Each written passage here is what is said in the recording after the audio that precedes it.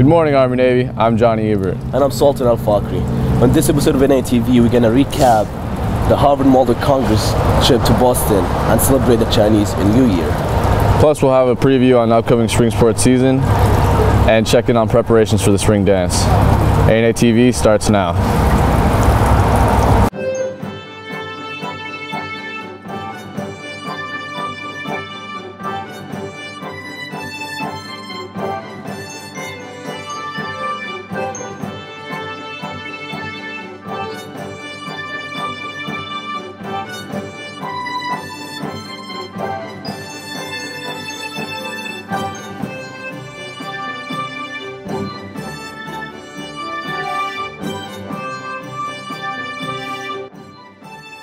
Welcome back. Army Navy began this episode by taking a look at one of the most unique elements of Army Navy. Each year, a group of cadets participate in a simulation of government. A student meets once a week throughout the fall and winter to practice, eventually taking their talent to Boston to test their skills in argumentation against the students from across the country. Our own Lennon Fu traveled with HMC this year. He files this report. One of the more honorable clubs on this campus is Harvard-Malta Congress.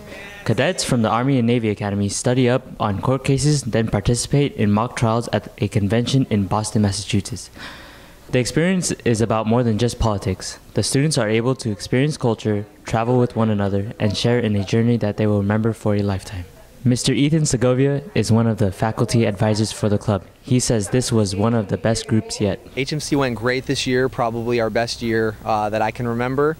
We had 28 cadets from roles from Supreme Court. Our Supreme Court teams did great, to lobbyists, to representatives from the House and other parts of Congress. I think the cadets learned a lot. Aaron Johnson won an award for his role as a lobbyist. And Ms. Frankfurt and I were just very, very proud of how we represented ourselves. Segovia and Ms. Jamie Frankfurt meet with cadets once a week beginning in the fall. The lunchtime meets are in preparation for a much bigger stage. The skills of public speaking and writing at a high level are important beyond the walls of the academy. Going to HMC, you are meeting kids from around the world, mostly around the United States, who are very intelligent, who work very hard, and who are very good at debating. And I think that in preparation for college, it's something that you need to get comfortable with, speaking in front of people, and even in preparation for beyond college. And I think that's a lot of the things that our cadets get out of this. If they don't get anything but just the experience of what it's like to push yourself and to challenge yourself and to really know what you're talking about instead of kind of winging it, I think that's the best preparation that they can do. For more information about joining HMC, please visit Mr. Segovia or Ms. Frankfurt and be on the lookout for the meetings next fall. From Boston, I'm Lennon Fu, ANATV. Students here at Army Navy don't have to travel 3,000 miles to get a taste of culture. Thanks to the efforts of the International Student Services Department, cadets from a variety of countries can feel right at home. 2 weeks ago, ANA celebrated Chinese New Year's. Last Thursday was a very important event for many cadets because it was the first annual celebration of Chinese New Year here at ANA. The biggest part of it all was a lion dance held outside in front of Davis Hall. To find out more, we asked Ms. Ramirez about the performance. That was the lion dance. A lot of people think that it's called the dragon dance. It's actually a lion dance, and the purpose of it is to scare away the Nian. In order to keep it away, they have the lion dancers to keep away the evil dragon, the Nian. Then we wondered what was their inspiration, and to find that out, we asked the student leader of the event, Anthony Cao. Well, thanks to my former president, Zhu Donghao, the second international liaison officer, he gave me the best idea of how to get a Chinese New Year. And also thanks to Mrs. Ramirez, she helps us a lot. I hope this Chinese New Year can be the best of the all. We also learned that the Chinese celebrate Chinese New Year differently than here in America. Chinese New Year is the biggest festival in China. Chinese family would get together and celebrate it, and we will stay up the whole night just for talking to people, making dumpling, and the important thing is playing the firework. I don't know if we can have it here. The general then explains to us what he learned and what did he like the most. I think this has been an amazing evening. I've learned a lot tonight, and I've really enjoyed watching all of the cadets learn about their brothers. And this is great for our cultural learning, our cultural diversity. It's been a tremendous, tremendous evening. The ESL students, staff, and volunteers were satisfied now that the cadets can learn more about their fellow brothers from abroad. This is Chris Mang reporting for ANATV. The boys' basketball season is currently on pause.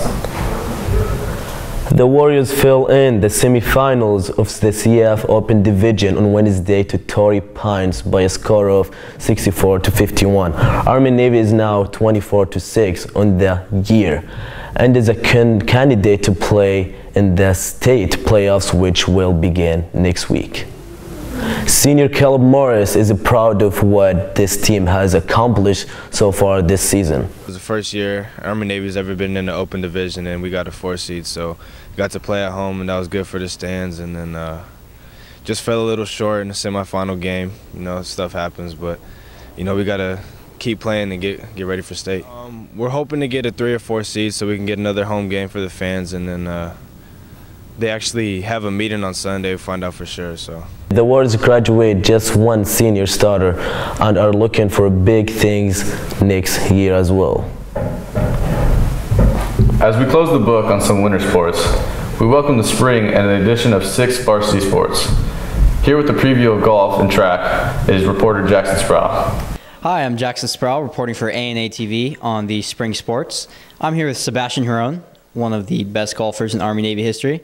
Sebastian, how do you feel about this season's golf team? Well, Jackson, actually I feel really good about the team. We have really good players, and I think we're going to have a great success this year. There's rumor that you and your partner packed the best 1-2 punch in Army Navy golf history. Is this also true? Indeed it is. Indeed it is. You heard it. Tell me a little bit how the team has been playing so far. I believe we've had 2 matches? Yes, we have 2 matches. First was a really good success. We played in Torrey Pines. We had Nick Ernewine, which played really good. Both me and you played really good as well, and we had a great team. And I think this year, and the team we have, we're gonna have great success, like I said before.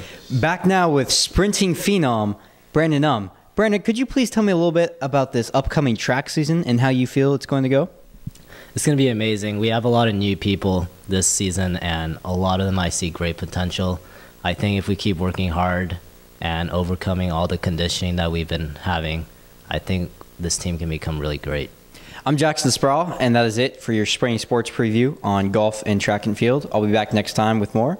Back to you guys in the studio. Another exciting part of the spring is the dance. We caught up with Miss Ortiz earlier this week, and she gave us an update. We have all the decorations ready, the food's been ordered.